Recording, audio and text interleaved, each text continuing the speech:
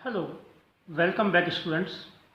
In the previous video, we learned about the cropping pattern. Three crops I have told you, Rabi, Kharif and Zaid. Rabi we have already discussed. Today we are going to discuss only Kharif and Zaid crop. Okay? तो जैसे मैंने आपको बताया harvesting season जो गेहूं का है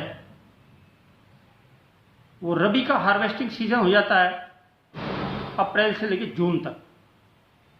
तो ये ऑनसेट ऑफ द मॉनसून का टाइम है, बारिश के आने का टाइम है। चावल जैसे मैंने आपको बताया कि ये पानी में ही पैदा होता है और जब हम इसको बनाते हैं प्रेशर कुकर में तो पानी खूब डालते हैं इसमें, और पीने इसके बाद जब हम खा लेते हैं तो हमें फिर पानी पीने की ज़्यादा ज़रूरत होती है। तो आपको ये याद रखने की बात है कि इट नीड्स मोर वाटर। तो मोर वाटर कब आएगा? जब मॉनसून होगा। तो मॉनसून सीजन में हम इसको सोइंग करेंगे, यानी जून के महीने में, जून जुलाई में जब भी हम इसको करेंगे with the onset of the monsoon. ठीक है, ये तो एक बात हुई। 5 मार्क्स का क्वेश्चन आता है कि अगर खरीफ की क्वेश्चन आएगा तो 5 मार्क्स का आएगा, तो at least 5 points we have to discuss so that we may be able to write down 5 points to get 5 marks. So number 1, it is sown with the onset of the monsoon, और जो harvested होगा फिर सितंबर to अक्टूबर में जाकर के, ये इसका second point हो जाएगा। It is harvested into September to October. दो बातें हो गई। और मेन जो क्रॉप है खरीफ में वो पैडी यानी राइस, इसके अलावा मेज, जवार, बाजरा, मूंग, उड़द, कॉटन, जूट, ग्राउंडनट, मूंगफली, ये सारी फसलें भी खरीफ में आती हैं। तो अदर क्रॉप्स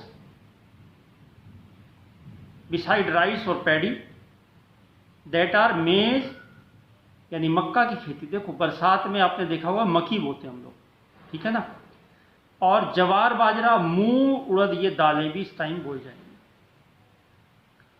और कहाँ कहाँ इंडिया में भी पैदा होता है चावल?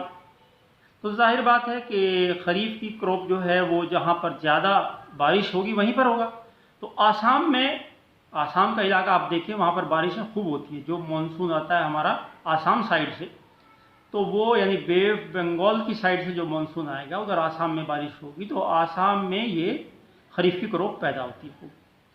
इसके अलावा वेस्ट बंगाल और कोस्टल रीजन, उड़ीसा, आंध्र प्रदेश, तमिलनाडु, केरल, यहाँ पर जो कोस्टल रीजन है ये, इन कोस्टल रीजन में भी खरीफ की क्रॉप खूब पैदा की जाती है। और एक खास बात जो मैं एक और पॉइंट आपको बताना चाहता हूँ कि इसमें ऐसा नहीं है कि एक ही बार और एक ही टाइम में चावल हम पैदा कर देंगे। तो कई फसलें लेते हैं। कोई बिल्कुल शुरू में बो देता है, 90 दिन के अंदर, 90 डेज में वो काट लेता है फसल को, उसके बाद फिर दूसरी फसल भी बो देता है। कहीं थोड़ा आगे पीछे फसलें बोई जाती हैं।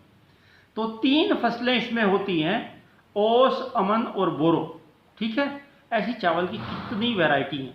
ठीक है, अगर क्वेश्चन पूछेगा ओस, अमन और बोरो ये that are related to which crop, तो ये खरीफ क्रॉप को हो जाएंगी। ऐसे आपका 5 मार्क्स का क्वेश्चन ये तैयार हो जाता है। अब रही जैद क्रॉप। तो जैद क्रॉप के बारे में हम जानेंगे कि Zaid in between the rabi and kharif, rabi और खरीफ के बीच में जैद होती है। और इसमें जो भी वाटर इंटेंसिव चीज़ें होंगी वो ही बोई जाएंगी। कौन कौन सी? आपका वाटरमेलन, मस्क मिलन यानी खरबूज, तरबूजा, ककम्बर, ककड़ी, वेजिटेबल्स, फॉडर, ये सारी चीज़ें जो हैं जैद के टाइम में, जैद की फसल में बोई जाती हैं।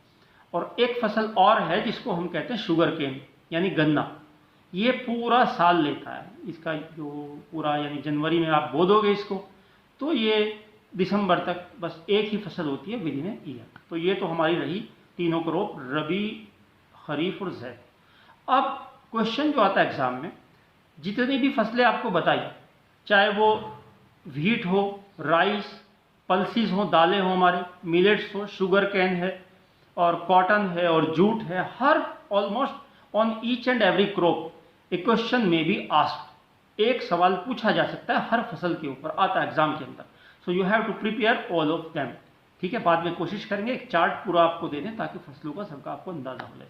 But today only we will discuss one crop that is rice. ठीक है, तो 5 मार्क्स का क्वेश्चन आता है, तो 5 मार्क्स के क्वेश्चन में 5 बातें हम जानेंगे राइस के बारे में। Number 1, it is the staple food crop of A majority of the people of India. Hindustan के अंदर मेजोरिटी ऑफ द पीपल जो है वो राइस खाते हैं, खूब दबा करके चावल खाया जाता है। ठीक है जी, नंबर 1 बात। और कितना चावल पैदा होता है इंडिया में? आफ्टर चाइना, चाइना में तो देखो सबसे ज़्यादा चावल पैदा होता है आफ्टर चाइना, तो we are the second largest producer of the rice. ठीक है जी, 2 बातें हुई। अब कैसा एनवायरनमेंट चाहिए इसको, क्लाइमेट कैसा चाहिए? तो हाई टेम्परेचर और हाई ह्यूमिडिटी और हाई रेनफॉल, ये सारी बातें इसको चाहिए। हाई टेम्परेचर का मतलब हुआ कि अबाउट 25 डिग्री सेल्सियस सेंटीग्रेड। ठीक है जी, 25 डिग्री सेल्सियस टेम्परेचर हमारा रहेगा। और बारिश कितनी? मोर देन 100 सेंटीमीटर इसमें बारिश चाहिए। ठीक है जी, 3 बातें होगी। और कहाँ पैदा होता है? अब आप देखो तो नॉर्थ ईस्ट के स्टेट वहाँ पर पैदा होता है, जो मैंने बताया बारिश ज़्यादा होती है। और जो आपके जो कोस्टल प्लेन्स हैं यहाँ पर होता है, नॉर्दर्न प्लेन्स में होता है, यानी जहाँ ज़्यादा बारिश होती है वहाँ पैदा होता है। इसके अलावा there are some regions also where it can be grown best with the help of canals and irrigation. अब हम खाली बारिश के ऊपर तो डिपेंड नहीं रह सकते। अगर हमारी ज़मीन अच्छी है और टेम्परेचर हमारा सूटेबल है तो हम अदर्स जो इरीगेशन के मेथड्स हैं, चाहे वो कैनल है चाहे वो ट्यूबवेल्स हैं, उनके ज़रिए भी इसको पैदा कर सकते हैं। इस तरह से ये हमारा आज एक क्रॉप हो गई है राइस के बारे में। ठीक है, अगले वीडियो में अब हम जानेंगे अब व्हीट के बारे में और फसलों के बारे में। Till then, thank you, have a nice day.